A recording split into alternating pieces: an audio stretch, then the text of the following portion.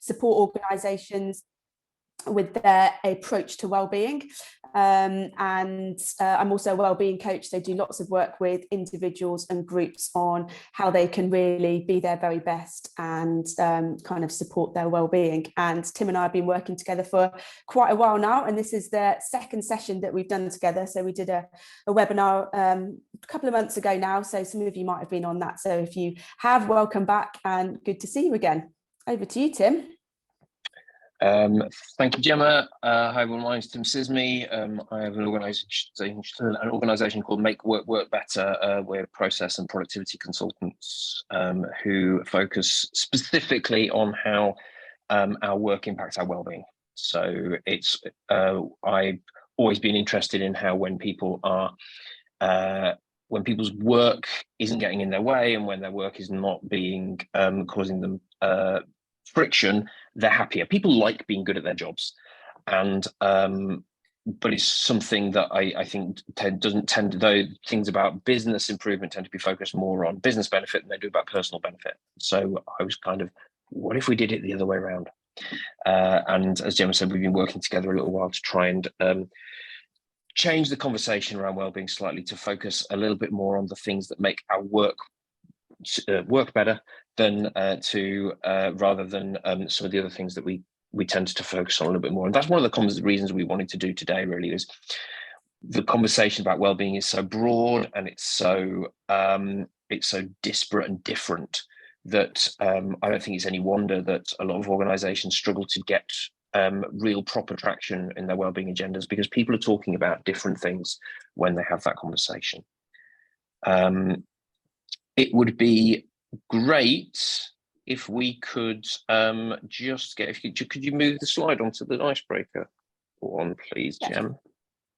Excellent. So just as a little bit of a finding out who we've got on the call and what we've got, and also just to check that everyone can use the Jamboard effectively. If you look at the second slide on the Jamboard, so the way that the Jamboard works is you've got a little box at the top which says 1 to 9 in it, and if you go to the next frame, then you'll get to slide 2 and so on and so forth.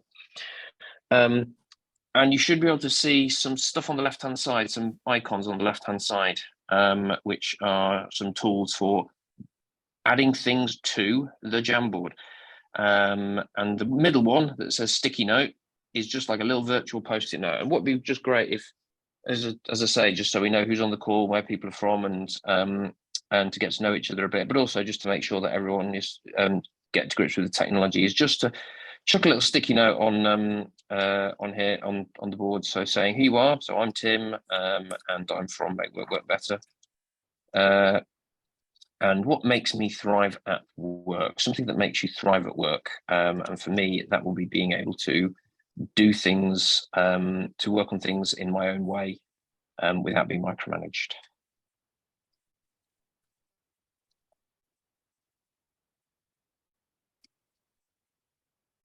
And then hopefully you can all see that's just popped up. Way, we've got some from other people. Excellent, thanks, Emery.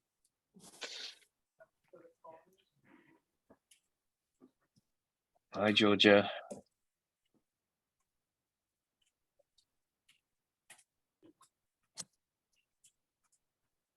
Hi, Lynette. I really like the way it gives people random icons as well. So we've got some giraffes. We've got what looks like a rabbit. There's a bird there. Excellent.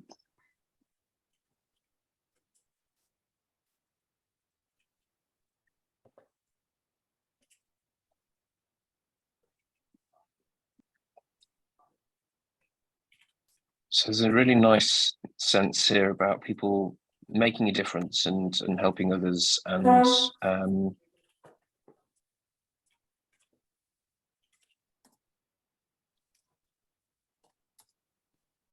doing what I want when I want. That's exactly my thing, being able to have that flexibility to be able to work on the thing that's right for me at that particular time.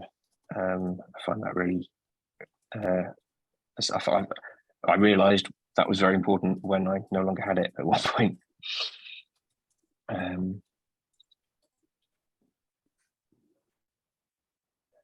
Anybody else just there are a few. Is anyone who's still not put anything on there?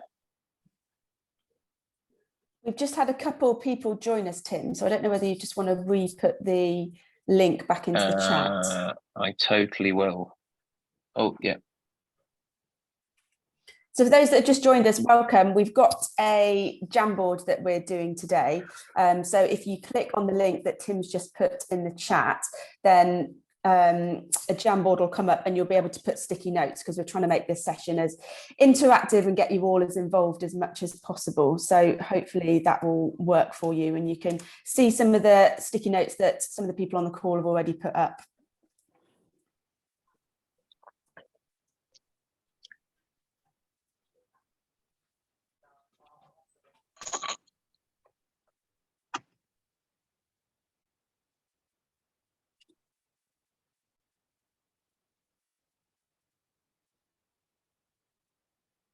Fantastic.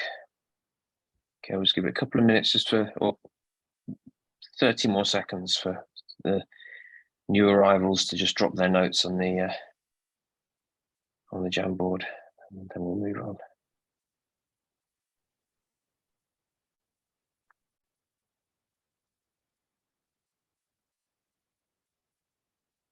Great stuff. There's definitely certainly some themes in here, isn't there, around, I think, engagement with your work, feeling like that your work's perhaps, you know, bigger than yourself. There's that sense of, you know, being able to help people reach their full potential, getting engaged and involved. I think there's yeah, I'll just repost the link one more time. Here we go. I've just posted the link one more time. Oh, I've sent it to Riley about 6 times rather than everyone in the meeting. So apologies to Riley for spamming him, and also for not getting that right. It's just my chat defaulted. So there we go. Let's try again.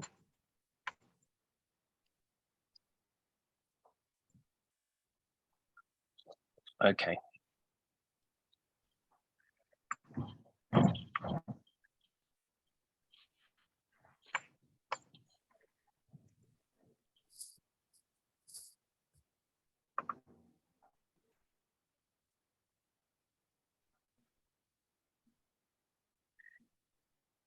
Okay, hopefully we'll just see a couple more come into here now, and then we can move along.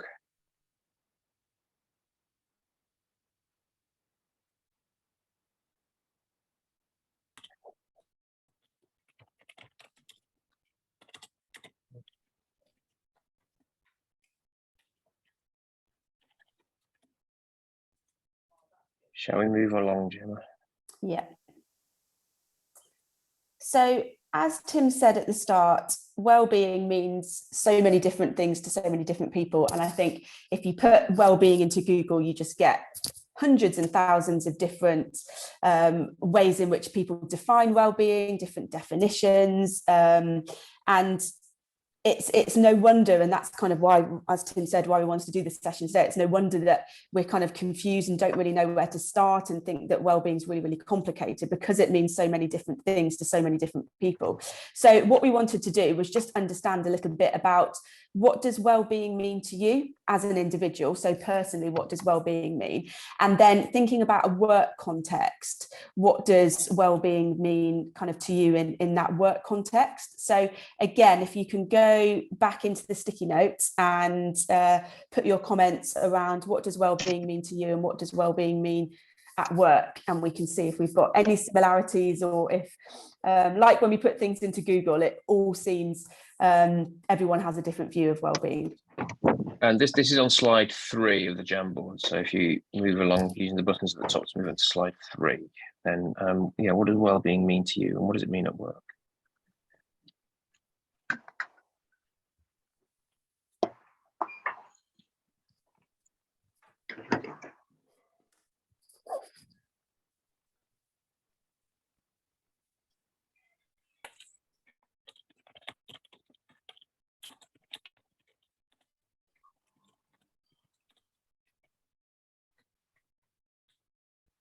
Brilliant. So we've got some ones coming in now.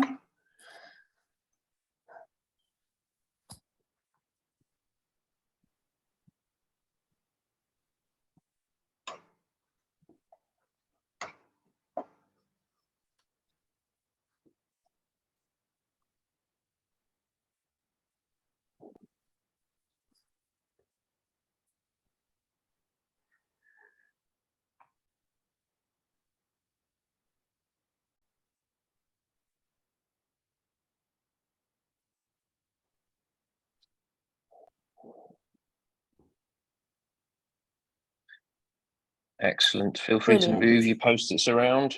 I love watching it. It's like magic, isn't it?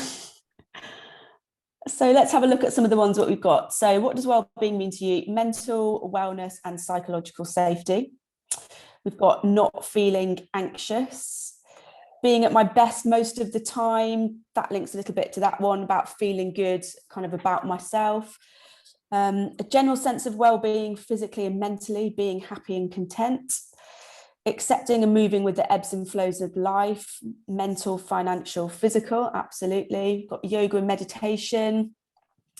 Also preventative things to help keep healthy. So those are the ones that we've got around what does well-being mean to you. And I think we can even see there, can't we, with the however 16 people that we've got on this call, that it means very different things to very different people, and it is very personal, and it's about what's important to you to allow you to be your best and to kind of thrive, and then some of the things that actually you need to safeguard your well-being. So that kind of yoga and meditation, and maybe that little bit of acceptance around kind of those ebbs and flows of life.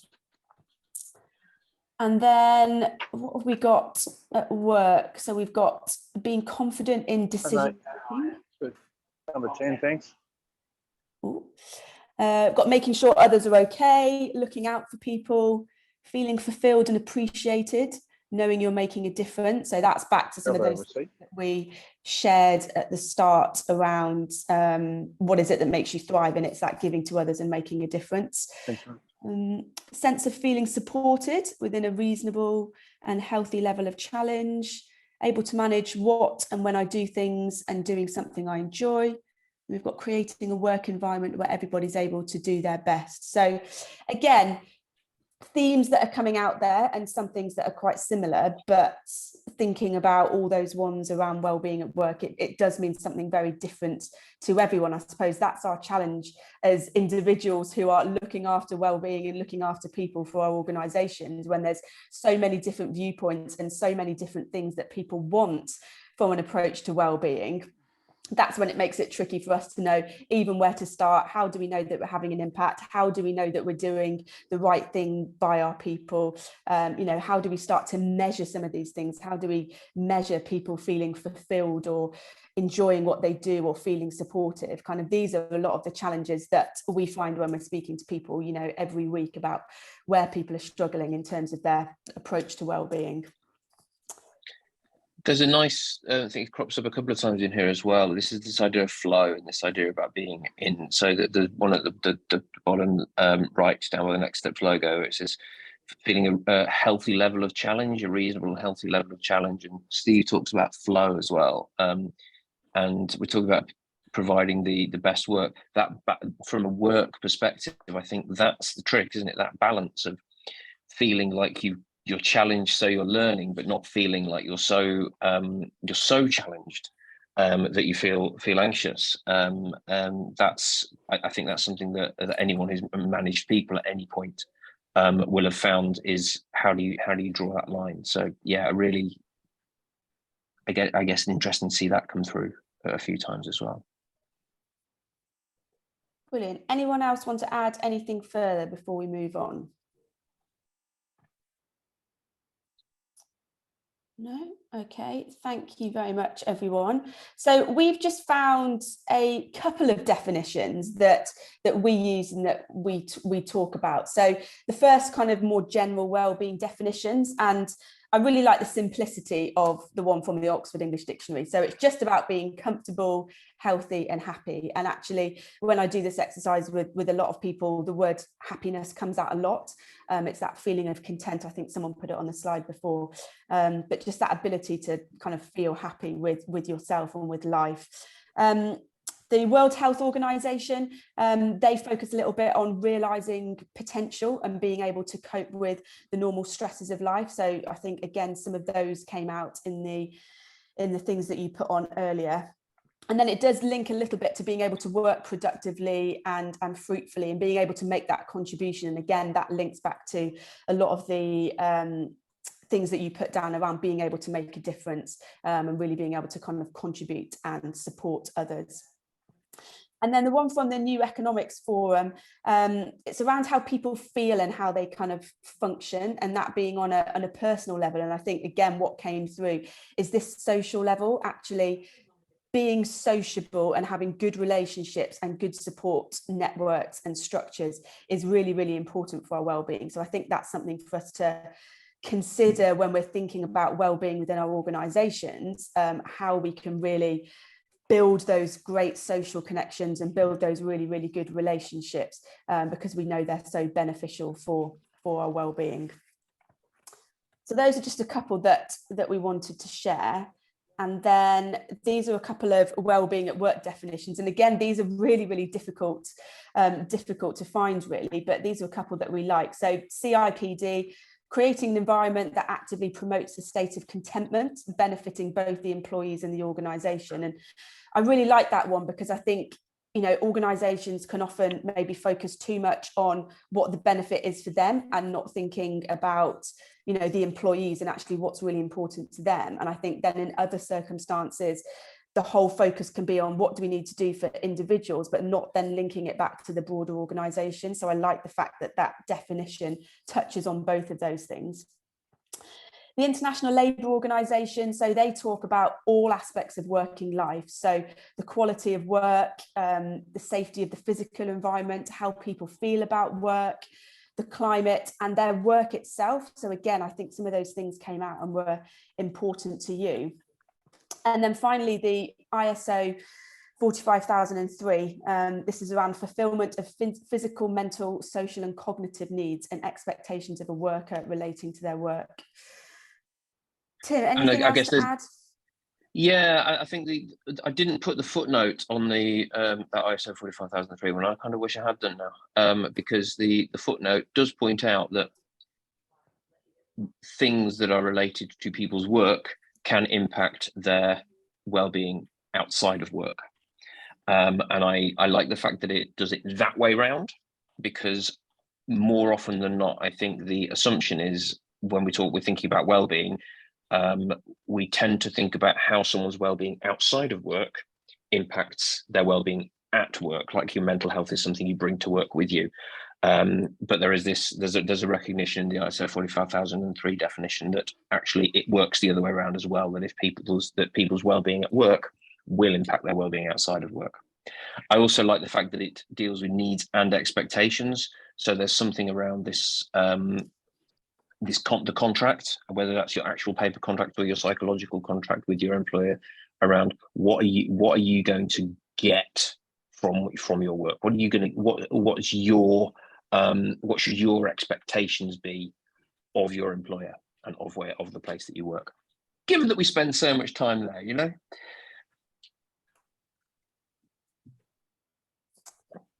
Good.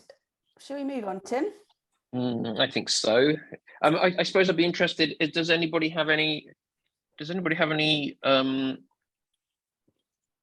anything in there that's particularly struck a chord, or anything in there that particularly surprised anyone, or does anyone wildly disagree with any of that stuff? Anyone use something different? And feel free to take yourself off mute or throw something in the chat if there's anything that you want to contribute at this point.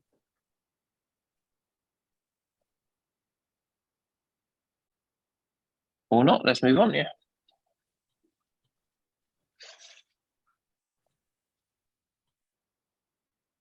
Oh, I think we've got Steve's raised his hand. Hmm. Hi, Steve. Yeah. Hi there. Hi, Tim. How you doing? Yeah, good, thanks, Steve. Good to see you. Yeah, just on that last slide, there was the middle paragraph. I get it's about work, and it's about how workers feel about their work. And that line struck me because I thought, for me, it's how workers feel about themselves. Because depending on how you feel about yourself, that transpires into how you feel about your work. It's almost, if you get yourself right, then you'll feel good about work, or you can handle whatever work throws at you, if that makes sense. That was my only thoughts. That was it. I've shut up now. No, so I see where you're coming from. I I think that's true to a degree. And I think that's true of people who do have a certain amount of agency around their work. I do think there are an awful lot of employees who don't have sufficient agency in order to be able to potentially project that onto their work, that their work's going to have some kind of is going to have an impact on them. I guess not necessarily regardless of whether they've got themselves correct, but I think it's going to be harder for them. So I think I think it works both ways depending on the relationship of the job to the organization, I think. But it's a good point.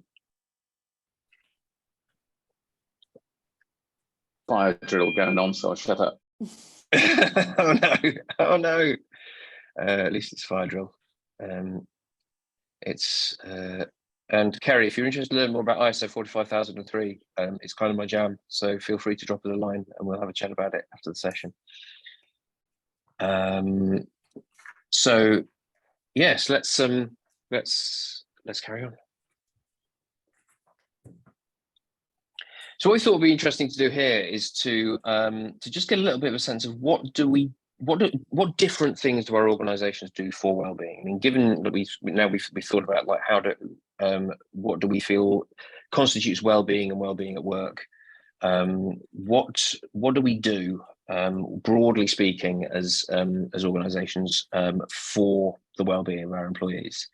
So this is on slide 6 of the Jamboard. Yeah. So people started already. You're way ahead of us. Yeah, just get in there and start throwing some things in. What have you got that's what goes on in order to support the well-being of your people?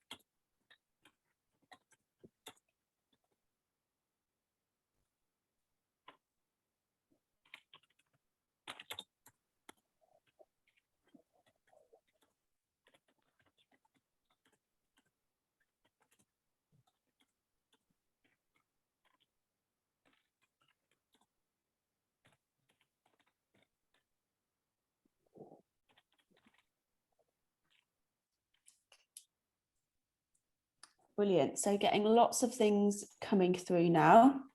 So thank you. So we've got some stuff around hybrid working, flexible working, hybrid working. So that's coming up a couple of times. EAP, again, we've got that coming up a couple of times. Mental health first aiders. More around EAP. Intranet pages, resources, stress management training, coaching, open and frequent communications, one-to-one psychologists. Oh, some brilliant stuff coming up here. Staff disability advisor in place, mental health provider, free events to staff, cycle to work scheme, mental health first aiders coming up again. Social events. Oh, what have we got here? A wellbeing week of events, including lots of different things, yoga sessions, health checks, gym, library, cycle to work. Brilliant.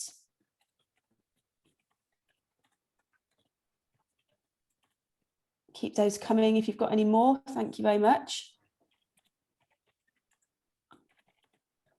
I've just dropped in this I've just dropped in this thing that we call a bow tie diagram onto this sheet, just as a background. This is something that I like to use for a something I like to use just to help people think about where things fit in terms of prevention or recovery. It actually comes from the oil and gas industry. They use it for things like, if there's a fire on an oil rig, and how they, what they could have done to prevent it, and then what they do to recover from it. But I find it a really interesting and helpful way of looking at the way that we shape and the way that we think about the things that we do. So I've just tried to shuffle a couple of these round to think of, to look at what's the and actually we've got a reasonably good balance here, haven't we? So there's the things that we recognize that a lot of organizations recognize as things that we do. So things like EAPs and mental health first aid and other, I guess, mental health support, wellbeing programs, which are like really, really important, but tend to fall on this right-hand side kind of recovery side. So they're great when somebody's already had an impact on their mental health. EAP, I had a great experience with the EAP at one of my former organizations, who were able to arrange some counseling sessions for me that was super, super helpful at the time. But I was already at the point where that was something that I needed. And so I think it's great to see there's so much happening on the left-hand side of this, where people are talking. I love how organizations have started to recognize hybrid working as a preventative measure, about giving people that opportunity to work in ways that suit them, which then reduces some of the stress about commuting or having to juggle the work-life balance thing, and actually accepting that work-life balance cuts both ways.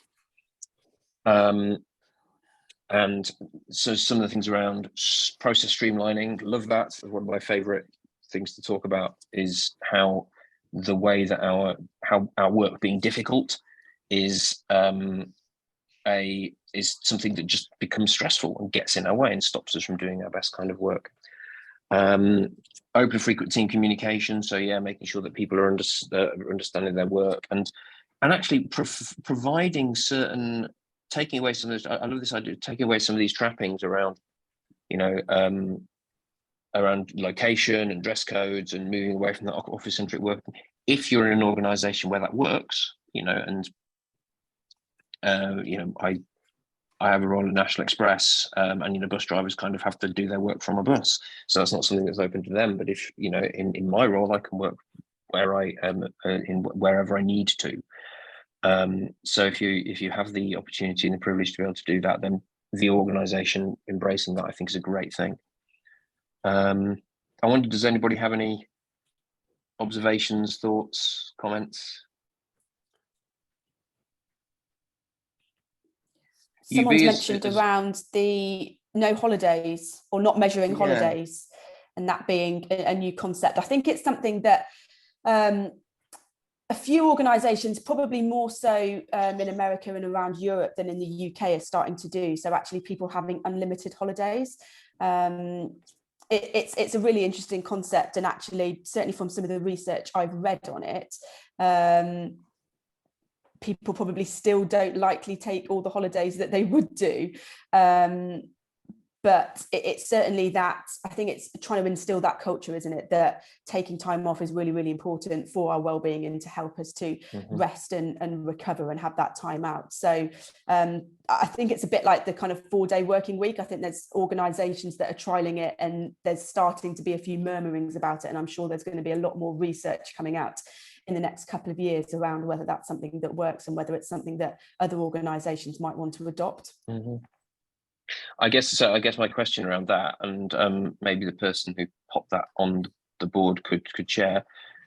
I understand the idea of, essentially, so what you're essentially talking about is that people can take holiday when they need to and as much as they need to. And I understand that. How do you make sure people are taking holidays if you don't measure it? So how do you make sure that you've not got someone who's like literally never taking any time off? That would be my concern. That's me again, Tim. It's only a small business, so it's quite easy, really. The focus here is on making sure that we deliver what we need to deliver to the client, and as long as you've done that, we're really quite loose about anything else. So we have a very high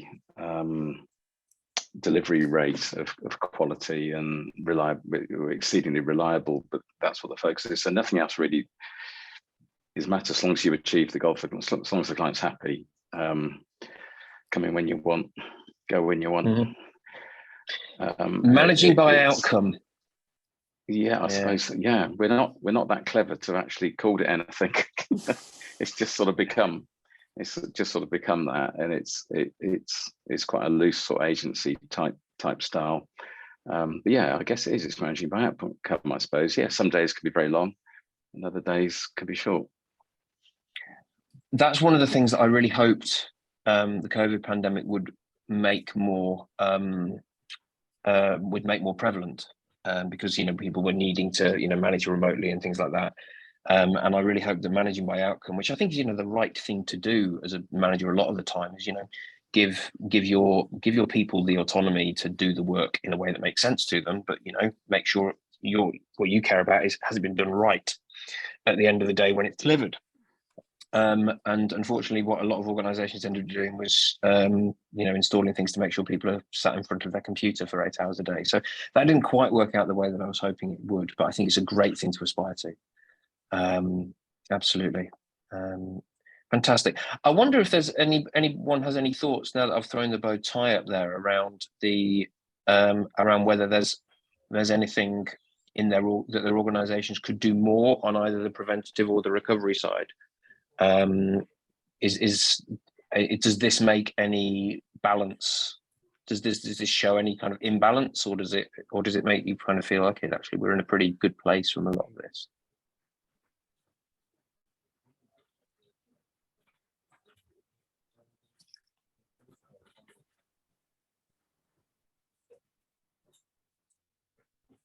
I've just spotted in the chat, Janine has pointed out that there's trust in employees. I think trust in employees is massively important. Actually, if you've got trust and psychological safety, then well-being will stem from that in a lot of ways. So yeah, it looks like we do have a good balance across the board here,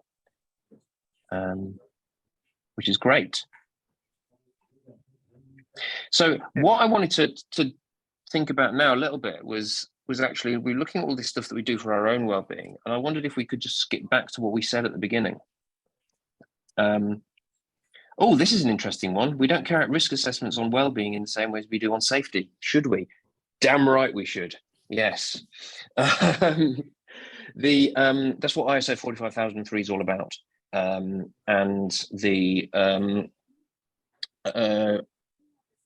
from a point of view of health and safety legislation, there are two pieces of health and safety legislation. One is the Health and Safety Act from 1974, I think, and the other one is from 1999. I can't remember what it's called off the top of my head, but it's about risk assessment. And both of those apply to mental health. They just say health. They say it is the employer's responsibility to ensure the health of their employees. It doesn't specifically mention mental health, but it doesn't also specifically mention musculoskeletal health or respiratory health. It's just health. And similarly, the assessment of risk applies to any risk to an employee's health or safety. So yes, we should be doing that. And what ISO 45003 does is provides a structure for doing that in the same way that ISO 45001 provides it for physical well-being. So yes, the recommendation would be, particularly if you have an established risk and safety management system, that you also carry out risk assessments on well-being in the same way. And again, that's something that we can talk about if it's something of interest. So, sorry, I go back to where I was a moment ago. What I'd like to do is just redirect your attention to the very beginning, and the exercise we did when you joined, the icebreaker exercise around what makes us thrive at work. And I just wonder how much of the things that we do for well-being at organizations do these things. Do we? So I'm looking at George's, for example, here, and it's so So work for Georgia, working in a psychologically safe environment with inspiring people is what makes Georgia thrive at work. And I'm just wondering, and we've got other things in around helping other, being engaged and being involved and ensuring that we've got some autonomy in the work that we do. Are these things that we think about as part of wellbeing?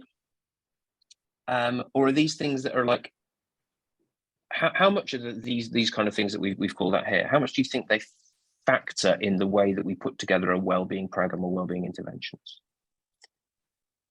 Are these the kind of things we're thinking about, or are we thinking about something different? It's a genuine question. That's not a loaded question, but I'm just interested to see whether people would think of these things when thinking about wellbeing at work.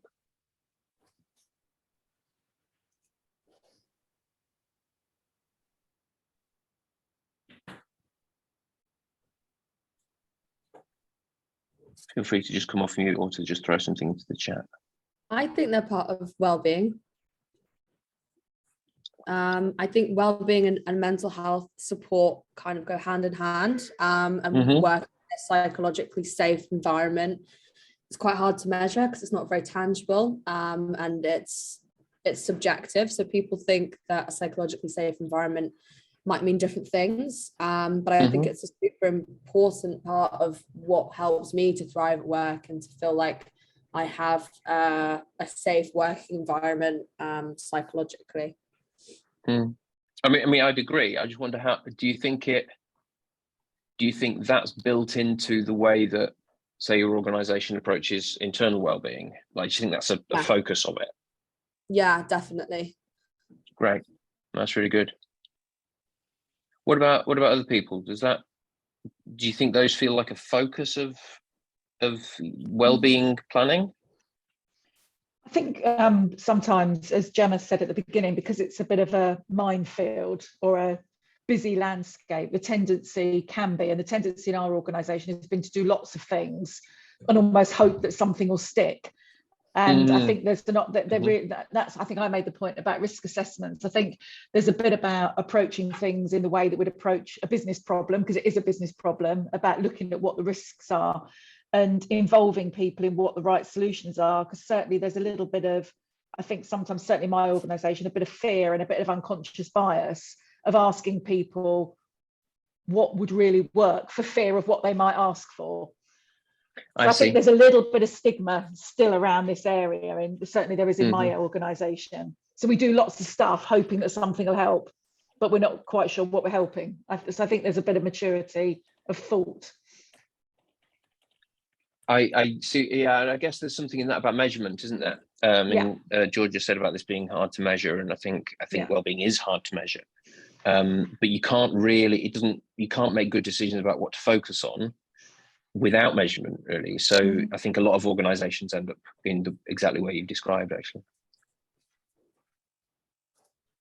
If I may, I think it actually, that the reason it's so hard to measure, and this is what we've been talking about from the start, is it's so many different things to so many people. So we can't have a binary measure on it being about nutrition or fitness or financial well-being, etc. It's so many different things to so many people. So without scaling it all, it's a tough place that everybody's in to try and measure it. But we want to be asking, it has to get to the individual level to say what is it that makes you feel better, safer, so that you in turn will become a better contributor at work as well, or more valuable at work. Yeah, that's an interesting balance, actually, isn't it? Because it means different things to different people, and different things are going to impact different people in different ways. Then we do need to focus on the individual impact, but actually the changes that we need to make are at a more organizational level. So we need to sort of take those individual impacts and work out how we apply them organizationally, rather than, I think what a lot of stuff does at the moment is, okay, that's the impact on you, and how can we make you as an individual more resilient or better able to cope with what's currently going on, rather than changing what's currently going on. And is it so, not the challenge to have that menu of options that people can select according to what's right for them? Absolutely. I guess there's, yeah, and where does, so there is a line around what is the responsibility of the organization to change, and what are the responsibility, and what's a reasonable responsibility to put onto an individual to adopt those changes as well, which I think is the same from a physical health and safety point of view as well. There are some things that are absolutely the organization needs to change. There's some stuff where you have to rely on people ensuring their own safety. So yeah, it's a tough area. It's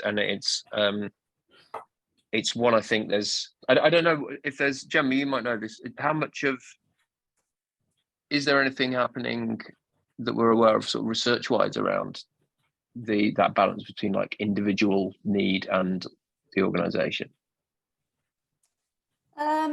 Not that I've seen a huge amount of. There's some recent research that the CIPD did actually that we can share after this, if that would be useful. And then there's a little bit around where organisations are, and I think Sue touched on it. More organisations are doing more and more, so more investing in EAPs, mental health first aiders, training up their kind of line managers. But actually, when you look at that strategic piece that organisations are doing, and actually really trying to embed that into the culture of organisations, that's actually kind of gone down over the last couple of years. I think there's been more focus on let's do lots of things, and particularly in the pandemic, we know people are struggling, let's do as much as we can, but actually taking that strategic approach and looking really holistically around how well-being can be interwoven and interlinked into everything you're doing. That's something that I think hasn't been done as much, and that's what some of the research was saying. But hopefully, and again, I think Kerry's just touched on it here, well-being is being talked about a lot more, isn't it? Organisations are doing more, wanting to do more, recognising that it's really important. So I think we're only going in one way, in one direction, which is fantastic. But I think it's now time to take a little bit of stock and go, okay, where are we since the pandemic? What's worked? What hasn't? What do we need to adapt? What do we maybe need to review as a result of a new world that we're in now around kind of hybrid working and different needs of people within our organisation, and almost do a bit of a reset and relook at it. And certainly that's some of the work that we're looking at within organisations. There was also a little bit around the differences between those that are working in the wellbeing space, so HR professionals, and those that have responsibility for wellbeing, and what they think the perceptions are of the people in their teams versus the actual perception of employees. And there's quite a big disconnect actually in terms of what senior leaders or HR professionals think the impact is versus what employees think the impact is. So again, there's work to be done around communicating what's there. There's work around getting that feedback, speaking to people, what's working, what isn't, what's helping you, what more could we be doing, because there's a real disconnect, I think, between that leadership level and HR level and the employees. There's also something in that, I think, and this has come up a few times in conversation I've had recently about this idea of well-being be something that's bolted on top of what everybody else is, on top of work, and then we're doing well-being as another layer, which means that the people who are engaged will get something out of it, but the people who are possibly the ones who maybe need it more, who may be the ones who are feeling overworked, but don't have time to do the other stuff, the fluffy stuff that goes around it, miss out on a lot of those interventions because they're not integrated into the work. So they're less strategic and they're less integrated into teams, and they're more of a kind of extra layer that's added on top of the work. So actually, are we reaching the people who need it with the stuff that we're doing is something else that I don't think that some people are starting to look at, but I don't think it's entirely clear how broad and how effective some of those broad brush approaches are to the people who need them. So I'm just aware of time, Gemma. We need to take it home. Yeah, we do. So I just wanted to share kind of one slide, which I think is really useful. So this is some business in the community research that was done, and it's just around what are those things that contribute to poor mental health at work. So the top one is around pressure, too many priorities, targets, etc. The second is around workload and therefore having to work overtime, maybe not having that work-life balance that we've touched on, and not taking enough leave. And the third one is around not being supported in my role. And again, thinking about some of the things we've talked about, you know, it's really interesting to think about what is causing people to have poor mental health at work, and actually are the interventions and the programs and initiatives that we're implementing within our organizations, are they actually having a positive impact on some of those things that we know are actually contributing to poor mental health at work? And I think this is where that organizational wide approach is really, really important, because maybe as HR professionals, we're not going to be able to positively impact, you know, workloads or supported in your roles across the whole organization. And that's why it needs this kind of broader approach and this broader broader responsibility, I think, from everyone in the organization to play their part. Other things that are on there, you know, negative work relationships, not trusting managers. So trust came up a little bit earlier, didn't it? And that relationship bit. Organizational change handled poorly. So that's something that is touched upon in the ISO 45003 around change. And we know how difficult we find change as human beings, and it can be really unsettling, can make us feel kind of really, really anxious. And organizations now feel like they're constantly going through change. And so that's, again, a really important thing to think about when that is happening within your organization. How's that being done? How is that communicated? How are you taking people on the journey? How are you alleviating people's fears and worries about what it might mean for them? And, you know, is their job going to look like? Or, you know, that feeling of loss that we get through change. So I think there's some really interesting things on there that we can think about as we move towards this more kind of holistic and organizational wide approach to wellbeing. Anything else, Tim, to add on that? No, not from me. No, I don't think so. So the last thing we wanted just to talk about, and again, to try and help us all and kind of share things that are working within our organizations, were some kind of practical interventions and things that maybe don't cost a lot of money, don't take a lot of time, that actually you can start to think about within your organizations that can make a difference. So a link to this last piece of research, the follow-up piece to this was, what as an employee or what as an individual would you have liked to have seen that would have supported you when you were struggling with your mental health at work? So some of the areas were around support with workload. So that was what people wanted most, which obviously relates to that number one, pressure, too many workloads, too high workloads, too many targets. The second was kind of periods of time off work or flexi time. So again, it was great to see that lots of you have got that hybrid working or flexible working within your organizations, but that was something that people really talked about would have helped them and would have been really beneficial. So this is coming back to that personalized approach, isn't it? And actually thinking about well-being on a one-to-one and personal level rather than organizational wide, and thinking about what do individuals need at certain periods of time that can really support them. So that flexible working, time off work, can really help individuals. There was something around kind of redesigning your job. And again, this is absolutely kind of Tim's area of expertise. A little bit around kind of coaching and mentoring, and actually that external support and how beneficial that can be to have someone kind of independent to the organisation who can help and support them through some of the challenges. Regular conversations with kind of people at work. So again, it looks like that's happening in all your organizations from some of the things that you've talked about, but that being really, really important. And then some other things around kind of online support, EAPs, counselling and stuff, again, which I think we've touched on. But again, I think a couple of those areas are things that maybe we don't necessarily think about including in a wellbeing strategy, but can be really, really important. And certainly research shows that that's what people are wanting when they are off due to poor mental health. So, brilliant. People have started putting things on already, which is absolutely fantastic. A couple of things that kind of we just thought we touched on, and then we can talk about some of the areas. So for me, it's just around having those conversations, starting the conversations around well-being, mental health within your organisations. Starting one-to-one meetings or team meetings just with a check-in, not going straight into where are we with work and have you done this and have you done that. Actually, that human element to conversations and meetings, I think, is really, really important.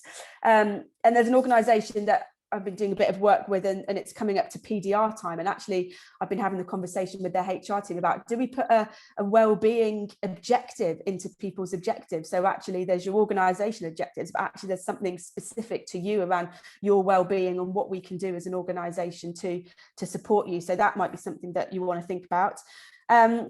Next is around the kind of that good work-life balance. And again, touched a little bit, but, ensuring people are taking all of their annual leave. That didn't happen during the pandemic for many, many reasons. And so a lot of people haven't had much time off over the last couple of years. So really encouraging people kind of this summer to take that time off. Things that I've seen in organisations, no meetings over lunch, so people can actually have a bit of a break. Having 50-minute meetings, so again you can grab a cup of tea or something to eat in between meetings, so you're not kind of back to back. Something that's quite interesting is kind of an email policy, and again there's quite a lot of chat at the moment, isn't there, around organisations that have banned emails outside of work or closed down their email server at the end of the day so emails can't be sent. Again, recognising that it won't work for all organisations, but it might just be something that you want to think about, and again relieving some of that pressure for people to have to feel they need to work outside of working hours if there's not loads of emails coming through from kind of leaders or managers. And then the last thing I just wanted to say was around listening to what people are saying. It's really difficult for us to know what's right within our organisations if we don't necessarily have any data or feedback, or we don't know how people are feeling. So again, something that you can do, kind of focus groups internally, surveys, just get a bit of a sense of how people are feeling. So those are a couple of ideas that we wanted to talk through. We've got loads more stuff coming up on here. So listen to what your employees are saying, absolutely. No need for WhatsApp groups on personal phones and having the courage to leave without guilt. Yeah, and it comes a bit back to that email bit, doesn't it? I think WhatsApp's become the new way to communicate within organisations, and people have got loads of different WhatsApp groups, and there seems to be no boundary. So again, someone's put there around setting work standards and boundaries, and what is the point of those WhatsApp groups? Why are they there? Are they more social? In which case, maybe it's not so critical. But if you are just wanting to ask a quick work question at night, then those boundaries are really, really important. There's one about that as well that I quite like, having the courage to leave without guilt, which applies to WhatsApp groups. It also applies to work. And I think if you're a person who has any kind of management responsibility, I'd urge you to adopt the idea of leaving loudly. I had a couple of managers who did that over time, and they would always make a point of leaving on time, or as close to being on time as was proper, and they would say goodbye to most people on the way out, or they'd make a bit of a song and dance about the fact they were going, almost to kind of just go, and you can do this as well now. So there was one who would often ask, you're not going to be here too long, are you? Or things like that, and make it really, really clear. So if you have any degree of influence or responsibility in your role, leave loudly to make sure it's clear that that's cool and you expect people to. Role modeling is the best way of changing behavior. Brilliant. Regular conversations within teams, absolutely. The more we can talk about this, the more we can break down those stigmas, the more it can be the norm, the more we can feel comfortable to be vulnerable about how we're feeling and when we might be struggling, I think is such a powerful way of really trying to instill this culture of well-being. It's time, I think, more or less. Everyone, we're coming to the top of the hour. There's some great thoughts here. The Jamboard is yours now. We'll leave it open. This link will continue to work. So if you want to share it with anybody, feel free. If you want to come back to it to pick up any information, feel free. it is here and available for you to use as a resource. I guess, should we go to the last slide, Gemma? Yeah, and Steve's leaving this call loudly. Brilliant. Excellent. Thank you for joining us, Steve. Is that with the fire drill going on in the background as well? He'll take himself off mute.